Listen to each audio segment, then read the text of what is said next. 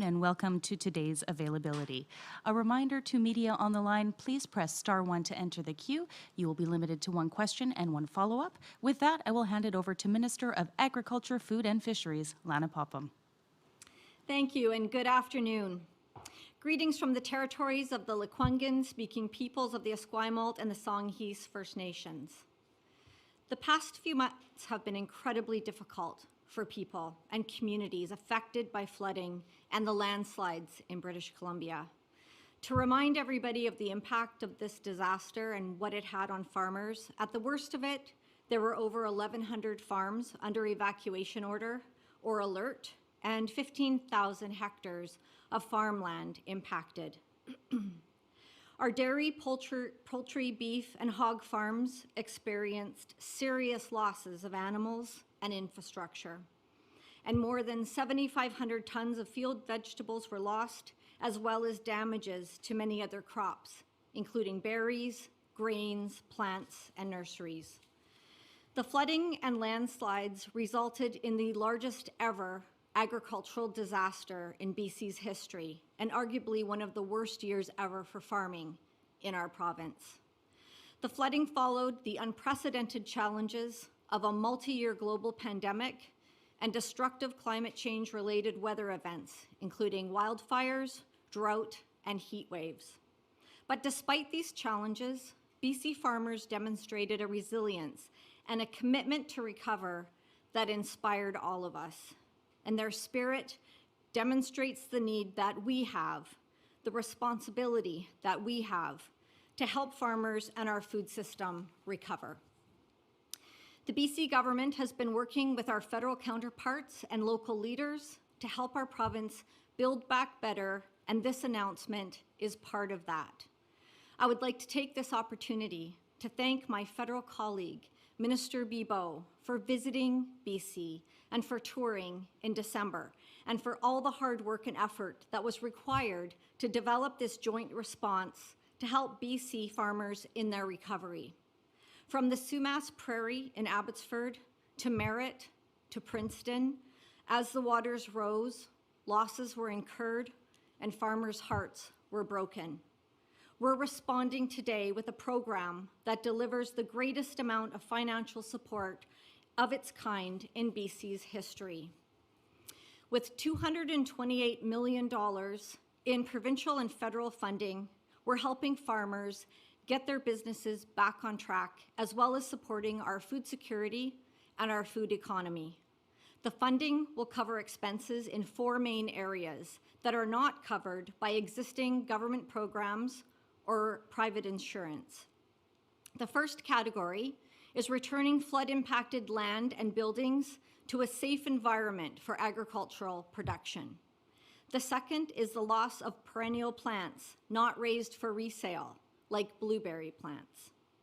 Other categories include expenses relating to the repair of uninsurable farm infrastructure and costs for animal welfare, such as replacement feed, livestock transportation, and veterinary care. This program wouldn't have been made possible without the input and support of many BC farmers and farming organizations.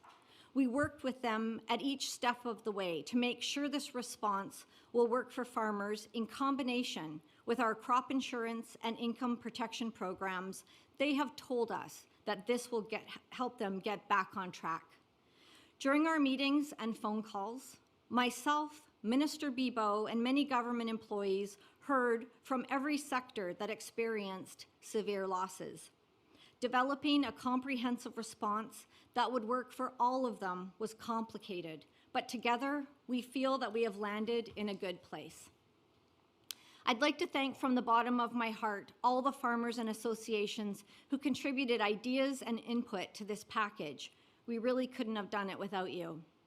My ministry staff were on the ground throughout this emergency, listening to farmers who needed help and doing their very best to deliver it. My staff are still here, and they're ready to help with this next step. My ministry will be available to help applicants through this process, and we will provide supports in both English and Punjabi, making sure all applicants have the attention they need to move things as fast as possible. I'd like to thank all the farmers and food producers for their resilience, their dedication, and their patience as we develop this recovery response.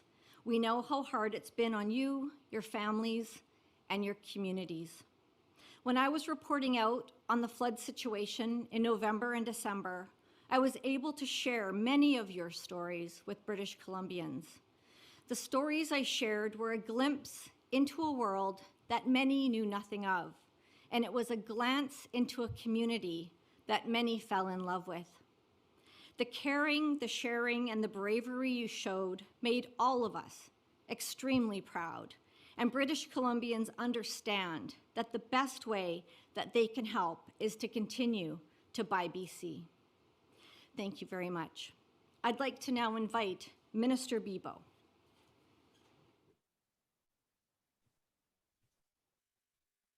Thank you, Lana, and I really want to sincerely thank you. I know how hard you've worked on this, and we finally got there. The analysis of all of this was incredible, and you were very close to your farmers, and it was a pleasure working with you, and we'll continue to do so. Bonjour à tous. It's a pleasure to be with you today, along with Lana, of course, but also with Jeremy from BC Dairy. Throughout British Columbia and in other parts of the country, floods, landslides, wildfires, and extreme weather conditions have been affecting the lives and livelihoods of thousands of Canadians. In December, Minister Popham and I visited with farmers in the Fraser Valley to see the full extent of the damage caused by the floods to their lands, their livestock, and their livelihoods. Seeing the devastating losses firsthand was shocking. In our conversations with farmers, we heard stories of frustration and anger. But even more than that, we heard stories about people coming together to help one another. We saw the BC agricultural community demonstrate its strength and determination in the face of these devastating floods. We know the road to recovery will not be easy, but our farmers are not walking this road alone. From day one of this disaster, we have been working shoulder to shoulder, governments and farmers, to assess the extent of the damage and to get our farmers the financial support they need to get back on their feet. Depuis le premier jour de cette catastrophe climatique, nous avons tous mis l'épaule à la roue. Le gouvernement provincial et fédéral, les producteurs et productrices agricoles, pour évaluer l'étendue des dommages et pour leur offrir le soutien financier dont ils ont besoin pour rebondir rapidement. So today, we are announcing that BC farmers who suffered extraordinary damages in last year's devastating floods will have access to up to $228 million in federal provincial government support to help their farms return to production and support British Columbia's food security and agricultural communities in the years ahead. Aujourd'hui, la ministre Popham et moi annonçons jusqu'à 228 millions de dollars en soutien financier à coût partagé entre le gouvernement fédéral et le gouvernement provincial pour que les entrepreneurs agricoles puissent retomber sur leurs pieds à la suite de l'inondation historique qui a frappé la Colombie-Britannique. Le programme Agri-Relance et ceux découlant des accords d'aide financière en cas de catastrophe seront administrés par le gouvernement de la Colombie-Britannique. This program will be delivered by the government of British Columbia by leveraging the federal government's Agri-Recovery Framework and disaster financial assistance arrangements. The federal government has provisioned for $5 billion in 2021-22 for its share of recovery costs under the disaster fund, as well as other costs related to the recent extreme weather events in British Columbia. The funding we are announcing today will help farmers with expenses such as cleanup, repair, and restoration of lands, barns, fences, and other infrastructure, animal welfare, including replacement feed and veterinary care, and assistance to help restore perennial plants. I also urge producers to sign up for the Agri-Stability Program, which can help them cover severe drops in farm income in situations like this. Farmers can sign up late for the 2021 program, so they can still take advantage of the income support. And producers can now apply for up to 75% of their expected payment under agri-stability, with funds available in a matter of weeks. Insured producers can also make claims under agri-insurance, which insures crops against losses due to weather. I urge producers to make full use of all the tools available. That includes resources for mental health. Recently, the federal government launched Pocket Well, a new online resource that allows access to free and confidential sessions with mental health professionals for Canadians from their phones. This new tool is one of the many ways people across the country can access online mental health resources and track aspects of their mental well-being. Beyond immediate aid to recover from this crisis, we will continue to invest to help farmers to strengthen their resilience to climate change. Farmers are on the front lines of climate change. This year, farmers have faced not only floods, but also wildfires and extreme heat, not to mention the ongoing pandemic. Les agricultrices et les agriculteurs sont les premiers à subir les effets dévastateurs des changements climatiques. Cette année, ils ont subi non seulement des inondations, mais aussi des feux de forêt, de la chaleur extrême en Colombie-Britannique. En plus d'offrir aux productrices et producteurs agricoles de la Colombie-Britannique une aide immédiate pour se relever de la crise, nous allons continuer d'investir pour les aider à devenir plus résilients face au changement climatique, sans parler de la pandémie qui perdure. We will continue to be there for farmers in British Columbia. Last summer, Minister Popham and I announced that payments under agri-recovery of up to $20 million to help farmers affected by drought and wildfires. And our government will continue to invest to help farmers build on the great work they are doing to protect our environment for generations to come. Over the next 10 years, the Government of Canada will invest over $500 million to help Canadian farmers adopt sustainable practices and clean technologies. So thank you again, Minister Popham, for your ongoing collaboration to help support our farmers as they rebuild from the destruction. And to the producers in BC, all Canadians stand with you. Together, we will ensure the agriculture sector bounces back from this crisis stronger than ever.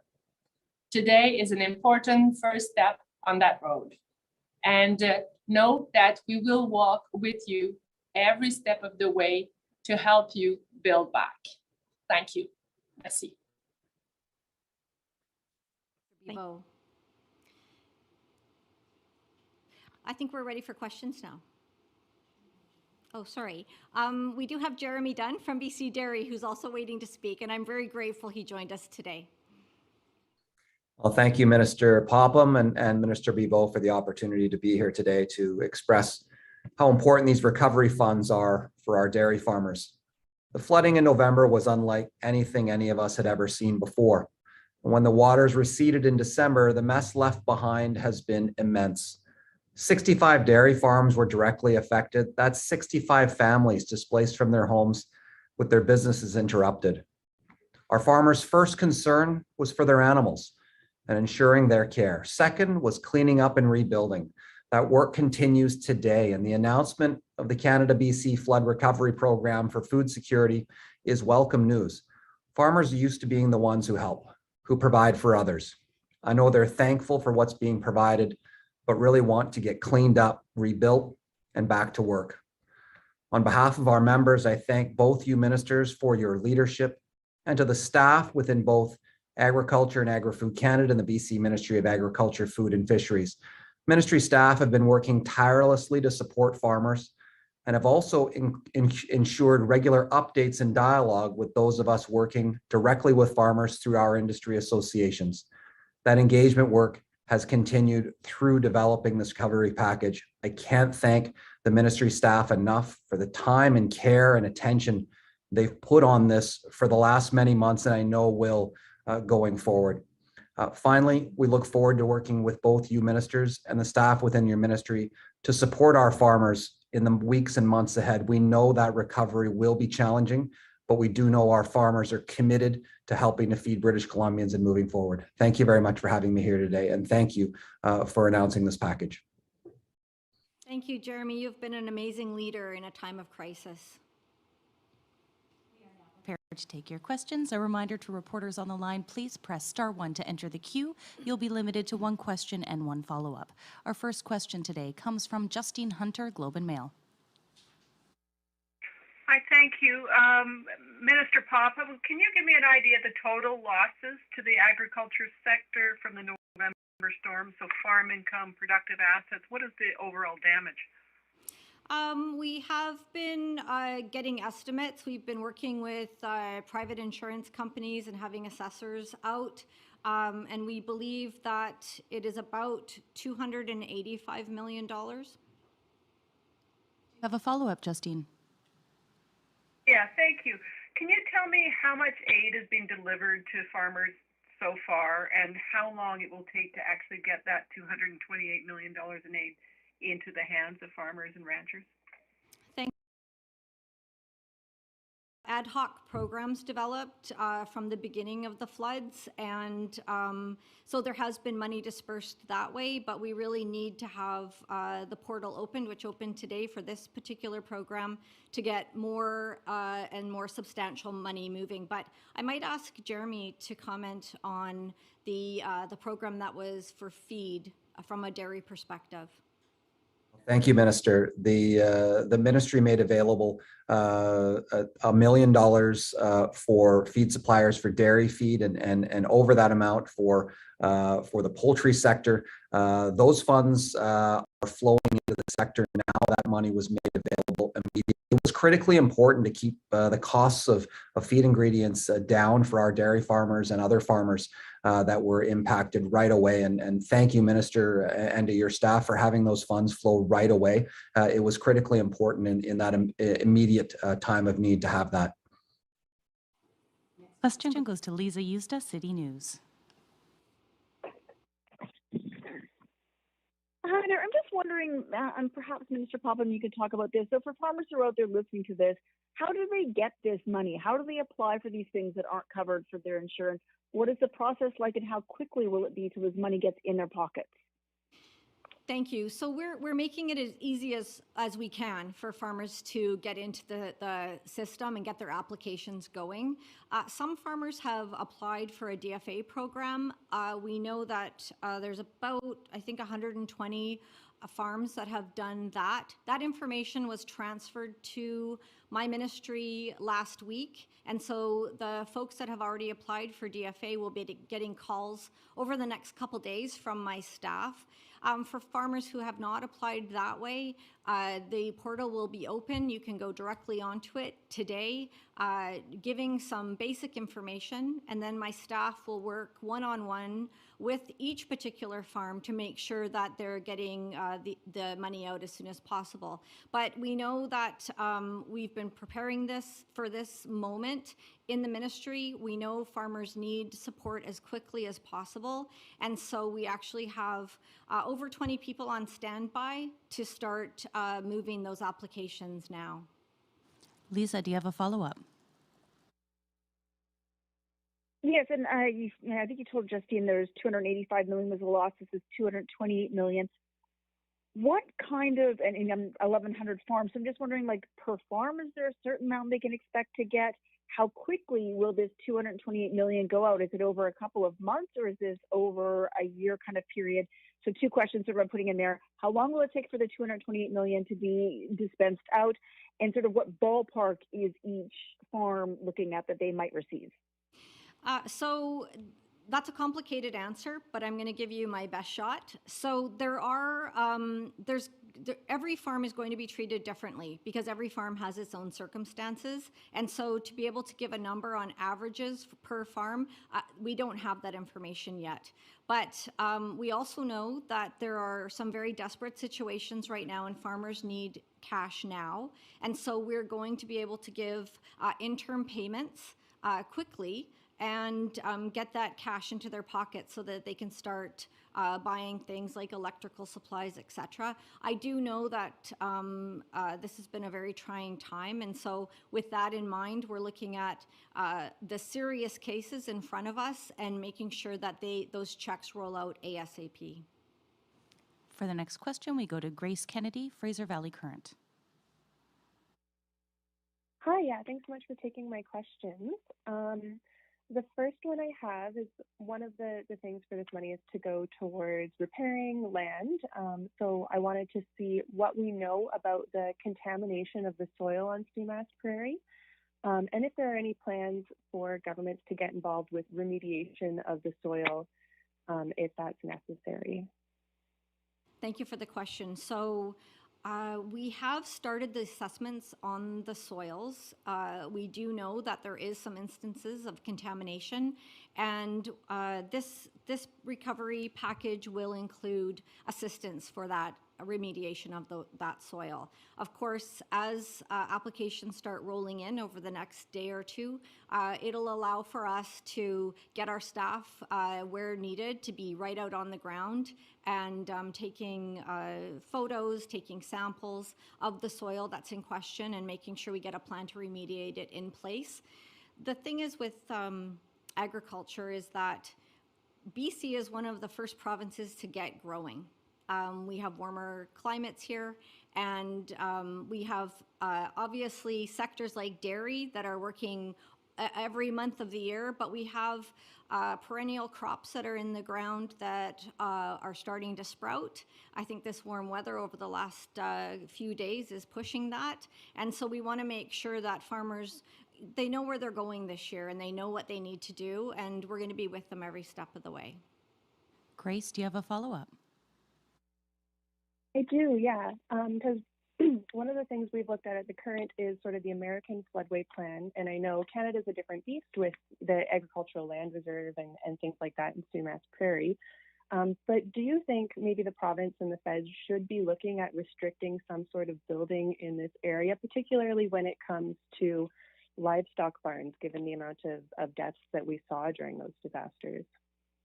Thank you for the question. I think that's part of a larger conversation. Farmers are still assessing what they want to do with their futures. And so we do have a federal government working group where we're discussing bigger issues like that. But maybe Minister Bibeau would also like to weigh in on that. It's a conversation that both the federal and provincial government would be thinking about. Well, not much to add. You're right, Lana. With our working group, with our other colleagues, we're looking at different issues more widely. And even at a certain point, the more local government might be also involved in such thinking about the occupation of the land. For the next question, we go to Peter Mitham, Country Life. Good afternoon, ministers. I'm sure you're pleased to have this announcement out now. I know you'd planned to have it out by the end of January, but a lot of calculations here, and so I'm just kind of curious again, like the other reporters.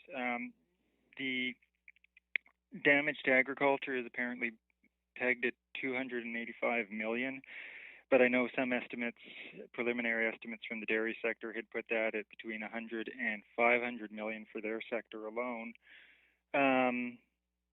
And so I'm just looking for a finer number on how the 228 million announced today meshes with the allocations from disaster financial assistance, which I think the Minister Bibeau had said would be drawing on $5 billion from the federal government, and then the crop and income protection programs.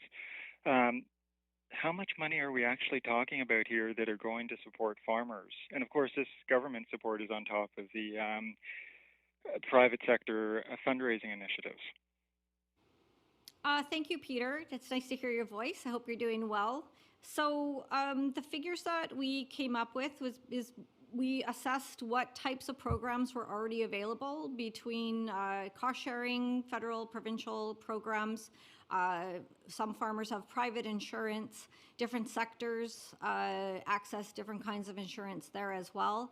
So we looked at the gap, and the number that we came up with was $228 million that would be there to help farmers get back up on their feet.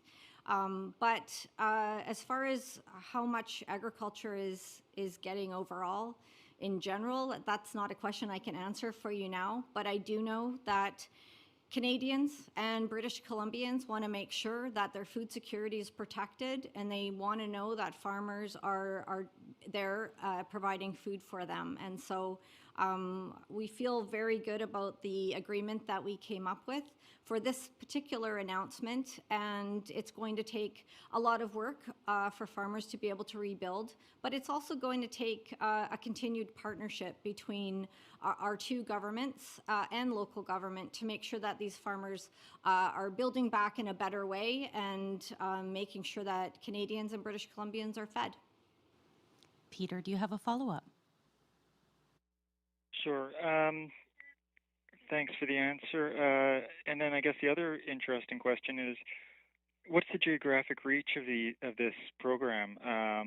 Because there was the mention to the agri-recovery program for wildfire and drought, but farms beyond the Fraser Valley and Sumas Prairie have been affected by this. So what are the criteria for applications and again the geographic reaches? Would farmers up in Merritt and along Highway 8 be eligible? Absolutely. This program includes any farmers or agricultural operations that were affected by the floods or landslides. Previously, Minister Bibeau and I announced help for farmers who were affected by wildfires in the summer, and that's a separate program. For the next question, we go to Karen Davidson, the grower. Good afternoon. This is a question for Minister Popham, and it is a bit of a follow-up to the question that Grace asked from the Fraser Valley Current. I'd like to know a little bit more about what is covered in terms of the loss of perennials. You talked in some detail about soil remediation, but is there a category for rootstock, for instance, for replacing blueberries that have been lost?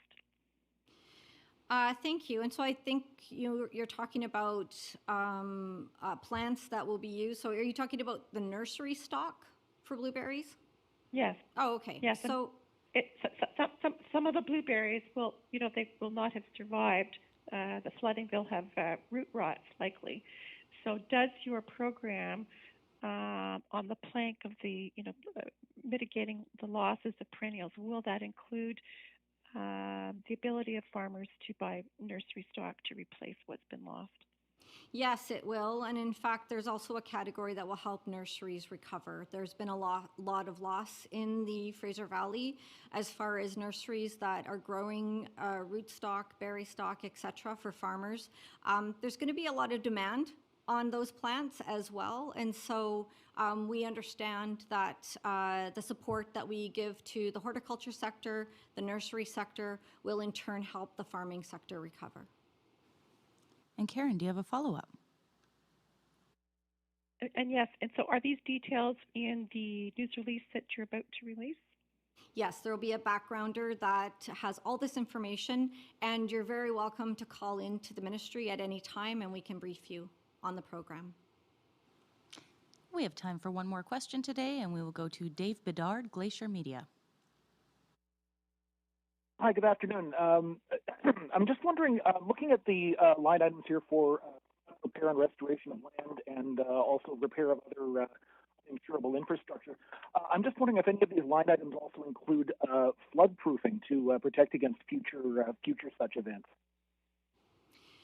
I missed the beginning of the question. Would you mind, there seems to be a bit of a muddled connection there. Could you please clearly repeat your question? Thank you. Sure, sorry about that. Just looking at the line items for cleanup and repair as well as restoring infrastructure, I'm just wondering if those line items also include flood proofing for against any future such events like this. Thank you. So the program includes coverage for the materials that would be needed to build back, for example, a barn. But I'm going to allow some input from Jeremy Dunn from BC Dairy here, because I think dairies have been considering this issue themselves. Well, we have the the challenge of cleaning up and getting farms back to production of where they need to be. And the package announced today will be a big part of doing that. There's an incredible amount of work to do. The next step, I think that everyone is looking forward to, both within industry, but I know within local government and others are trying to understand the adaptation that needs to be in place in our farming areas, in the areas we live, with respect to dealing with weather events, extreme weather events, and flooding. And I expect that this will be an ongoing conversation for all of us in these positions for many weeks to come, knowing that that climate change is with us now, and we must act soon. Do you have a follow-up? Yes, I'm wondering. Perhaps somebody's already asked about this in past press conferences, but I'm wondering if there's been any sort of statistical analysis or any sort of analysis really as to sort of the scale of this particular flood event. I mean, I'm here in Winnipeg, for instance. We talk a lot about 1 in 100 year floods, 1 in 500 year floods. Has anybody sort of put kind of to the events that happened back in November?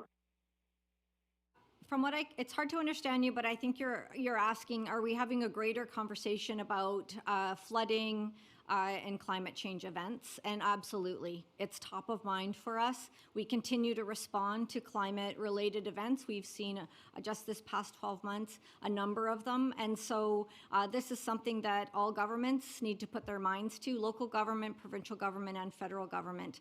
And with agriculture, farmers do face these climate-related events first, and so getting this package out the door, allowing them to recover and to be part of that conversation is also top of mind for us.